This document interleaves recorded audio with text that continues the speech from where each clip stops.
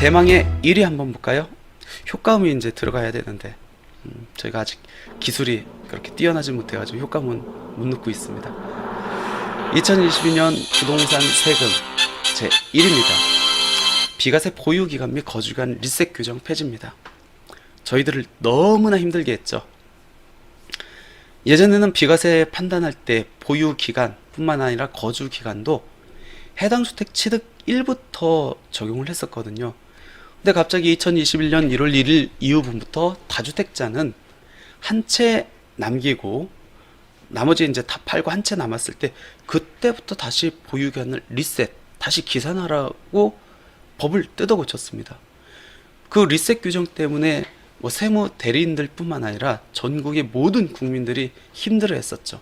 그리고 그 리셋 규정 때문에 지금 고통받는 세금 부담이 너무 크게 적용받는 분들이 상당히 많았습니다. 다행히도 이번에 윤석열 정부가 들어와 가지고 바로 이제 개정한 내용이 이 리셋 규정의 폐지입니다.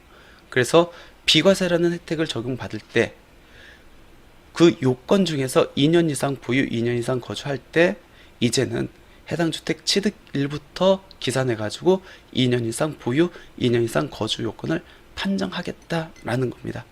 한번 사례를 갖고 한번 볼까요? 이게 예전에 있던 규정이죠. 어떤 규정이었냐면 2021년 1월 1일 현재 2주택 이상을 보유한 경우에 다른 주택을 처분하고 최종 1주택만 보유하게 된 날로부터 보유기간을 계산하겠다. 우리를 너무 힘들게 했던 그 규정입니다. 예를 들어서 주택을 세 채 갖고 있습니다. A주택 팔고 그럼 두 채 남았죠. B주택 팔고 그럼 한 채 남았습니다. 그리고 C주택은 비과세를 받으려면은 2년 이상 보유, 2년 이상 거주를 했어야 됐죠. 근데 그동안에는 이때부터 보유기간을 따졌는데 2주택 이상을 보유한 경우에 다른 주택을 처분하고 최종 1주택을 보유하게 된 날, 이날부터 다시 2년을 보유하래요. 그러니까 다주택자 입장에서는 비과세 받기가 너무 힘들어졌죠.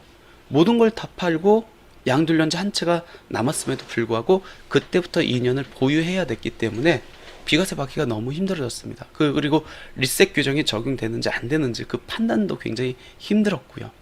근데 이게 이제 싹 폐지가 됐죠. 그래서 지금은 어떻게 되죠? 팔고 딱 한 채 남았으면은, 즉 양둘련째 한 채라고 하면은 최종 1주택이 된 시점이 아닌 언제? 취득일부터 보유기간을 계산하겠다. 혹시 거주 요건이 있는 주택이라고 하면은 취득일부터 양돌까지 기간에 거주한 기간을 적용하겠다라는 겁니다. 이렇게 폐지됨으로써 굉장히 심플해졌죠. 그러니까 양돌연재 한 채인지, 한 채라고 하면은 취득일부터 2년 보유, 2년 거주를 했는지 여부만 이제 판정하면은 비과세를 바로 적용받을 수 있다는 겁니다. B주택까지 과세가 된다 할지라도 C주택, B주택을 판 다음날 양도한다 할지라도 이 C주택이 취득일로부터 2년 보유, 2년 거주 요건을 충족한다고 하면은, 그리고 양도가액이 12억 원 이하라고 하면은 전체 다를 바로 비과세를 적용받을 수 있다라는 겁니다. 그럼 지금까지 이제 저희가 쭉 배워왔던 일시적 2주택, 다주택 중과, 그리고 지금 봤던 리셋 규정 폐지와 관련된 거를 하나로 종합해 가지고 요 사례를 갖고 정리를 한번 해보겠습니다. 볼게요. 내가 세 채를 갖고 있습니다. A주택, B주택, C주택. 그리고 지금까지 우리가 살펴봤던 다주택자 중과 유예, 그 다음에 일시적 2주택, 그 종전주택 처분기간 연장, 그리고 조금 아까 살펴봤던 리셋 규정 폐지가 2022년 5월 10일 양도분부터 바로 적용됩니다. 그럼 그때까지는 내가 세 채를 갖고 있어요. 이때부터 2022년 12월까지 다 팔려고 합니다. 어떤 변화가 있는지 볼게요. 먼저 세 채 중에서 B주택을 먼저 양도를 합니다. 어떤 혜택 받을 수 있죠? 다주택자고 양도일련제 조정 대상 지역에 있기 때문에 원칙 양도소득세 중과를 적용받아야 되는데, 우리가 지금 앞에서 살펴봤던 양도소득세 한시적 중과 유예 규정, 즉 2022년 5월 10일부터 2023년 5월 9일 사이에 조정 대상 지역에 있는 중과 대상 주택을 양도한다 할지라도 한시적으로 양도세가 중과되기 때문에 이 B주택은 중과 배제, 거의 양도 차익의 한 30%에서 40%만 세금을 내면 된다. 그럼 B주택이 없어졌습니다. 그러면 어떻게 되죠? 이 A주택은 종전주택, 이 C주택은 신규주택. 그럼 어떤 게 성립될 수 있죠? C주택을 먼저 양도하지 않고 C주택, 즉 신규주택을 보유한 상태에서 종전주택, A주택을 양도하면은 양도일연재 2주택임에도 불구하고 비과세 특례를 적용받을 수 있습니다. 일명 일시적 2주택 비과세 특례 제도를 적용받을 수 있죠. 근데 취득일 현재, 즉 신규주택 취득일 현재 A주택, 즉 종전주택도 조정대상지역, 신규주택도 조정대상지역입니다.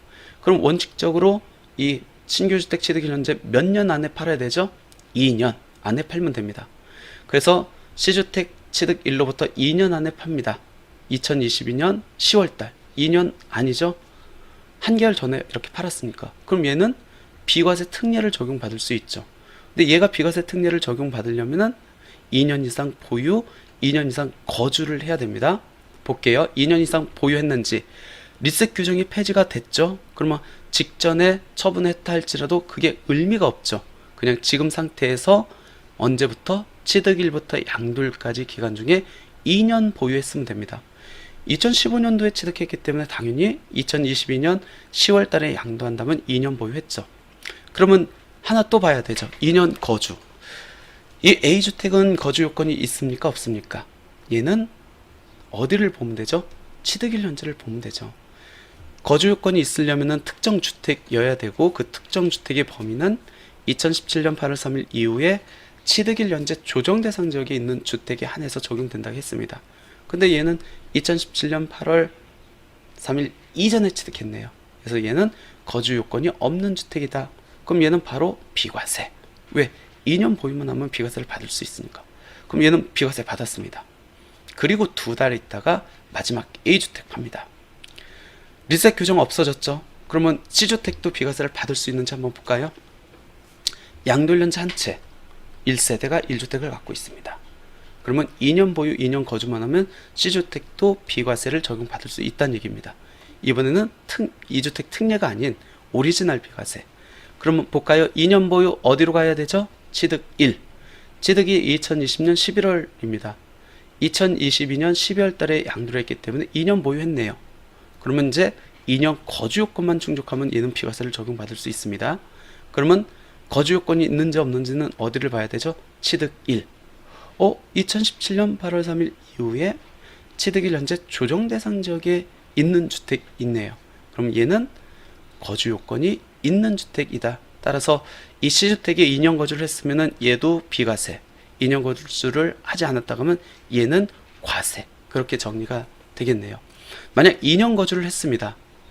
그러면은 12억 원 이하의 양도차익에 대해서는 세금을 하나도 안 내겠죠. A주택도 마찬가지고. 근데 C주택이 만약 12억 원이 초과된다. 양도가액이. 그러면 과세되는 양도차익이 발생하겠죠.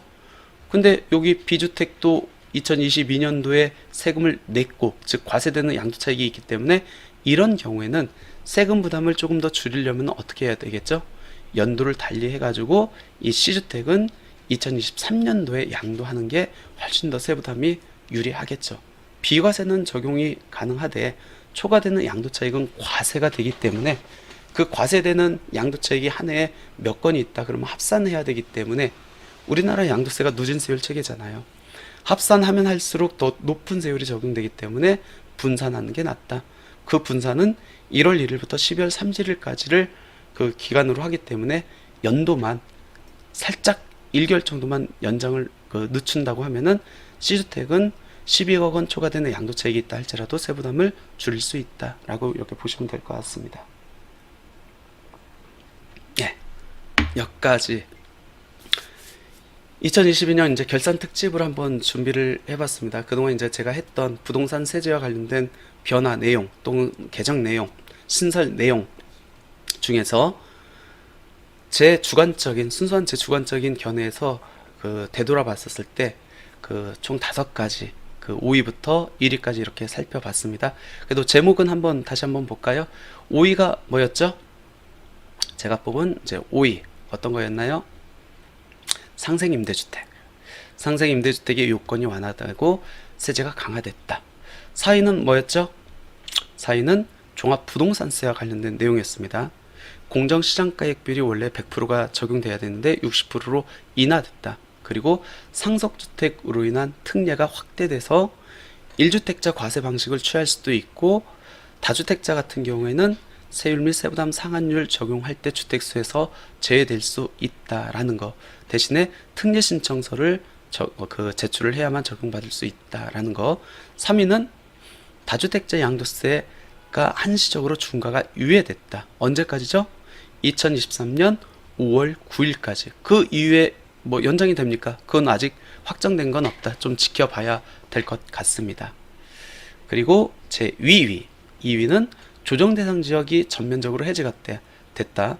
그 조정 대상 지역이 해제됨에 따라서 취득세, 종부세, 양도소득세 전반적으로 다양한 세제 변화, 완화 정책이죠. 완화 효과가 있다라고 보시면 될 것 같고, 1위는 그동안 저희를 너무나 힘들게 했던 리셋 규정과 관련된 내용.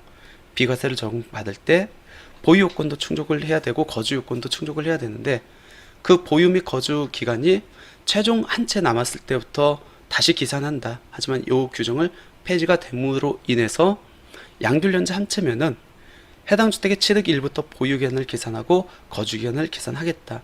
특히 보유기간은 모든 주택에 적용되는 반면에 거주기간은 특정 주택 2017년 8월 3일 이후에 취득 1현재 조정 대상 지역에 있는 주택에 한해서 적용된다. 가끔씩 보시면은 거주기간 적용 여부는 취득일 현재를 기준으로 판정하고, 양도소득세가 중과 적용되는지 여부는 양도일 현재를 갖고 판정을 하고, 서로 상반되죠. 동일하게 이렇게 혼동하는 분들이 있기 때문에 요거는 명확히 구분을 하셔야 된다.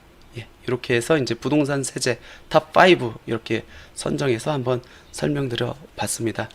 그래도 그동안 제가 했던 내용들이기 때문에 그래도 계속 저랑 같이 제 유튜브 방송을 이렇게 들은 분들은 그래도 한번 복습하는 측면에서 그래도 도움이 되지 않았을까 생각됩니다.